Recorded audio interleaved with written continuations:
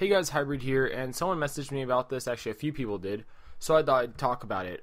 Basically, during the credits for The Amazing Spider-Man 2, they kind of showed various things that kind of hint towards, the most likely cast, or not cast, but the most likely members of the upcoming Sinister Six, which they obviously built up for if you saw The Amazing Spider-Man 2. So I'm just gonna, reveal who they are and give my thoughts about it real briefly, I guess.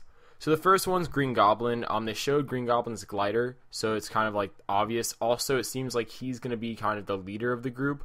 I don't really like that. I'm a big fan of the fact that Dr. Octopus is the leader of the group. But you know what? I can kind of get over it for the sake of how they've set it up in the story. It makes sense.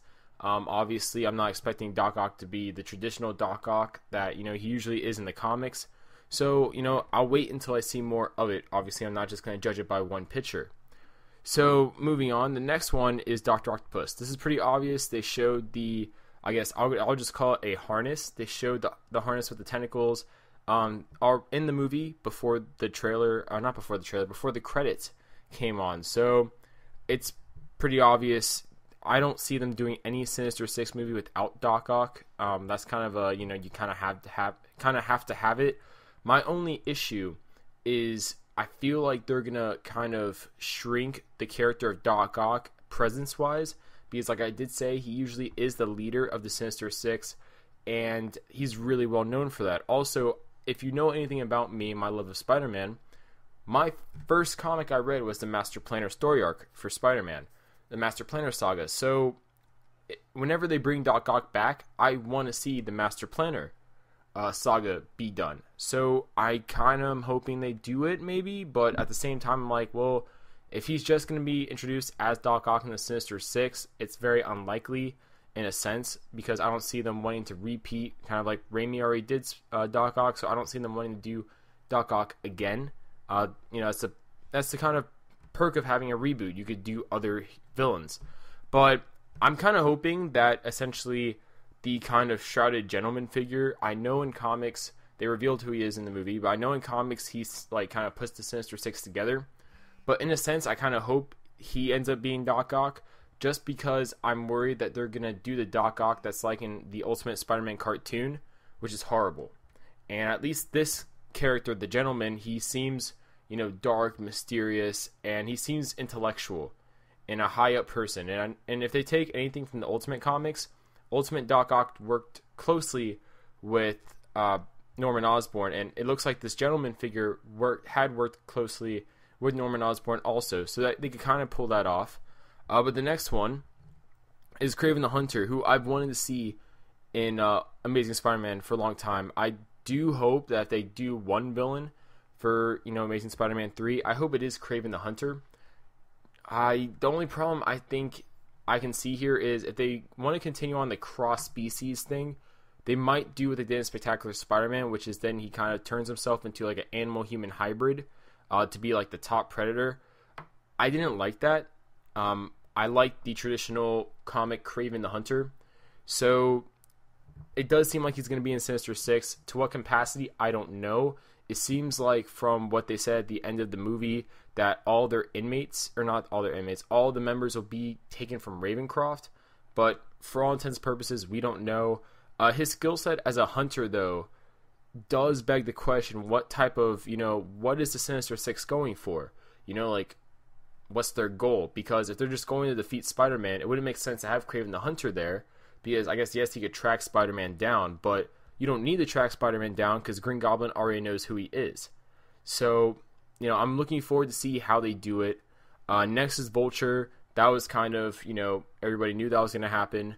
He's like Doc Ock. He is one of the definitive classic members of the Sinister Six. Also, they did show his harness also in the movie earlier when they also showed Doc Ock's tentacle harness. So I'm wondering who they're going to cast for this. It's not that hard to do the Vulture, right? So yeah, I don't have much more to say about that. Next is the Rhino.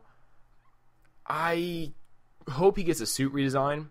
I know Mark Webb said that the reason why he looks the way he does in the movie is because they're going for like a Soviet/Russian tank design look.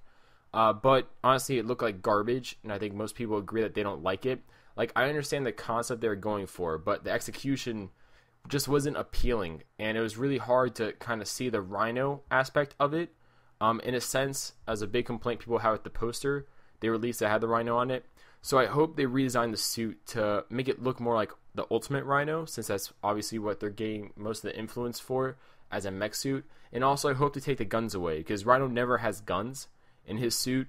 They could easily, change that to be something else. I just thought the guns were kind of sloppy, in my opinion, because Rhino never uses guns. He never has guns. And I kind of feel like that takes away from a big power he has, which is his strength. So I like them to redesign the suit so, like, no guns, and make him more of a close range fighter like he is in the comics, and make him the muscle of the group like he usually is.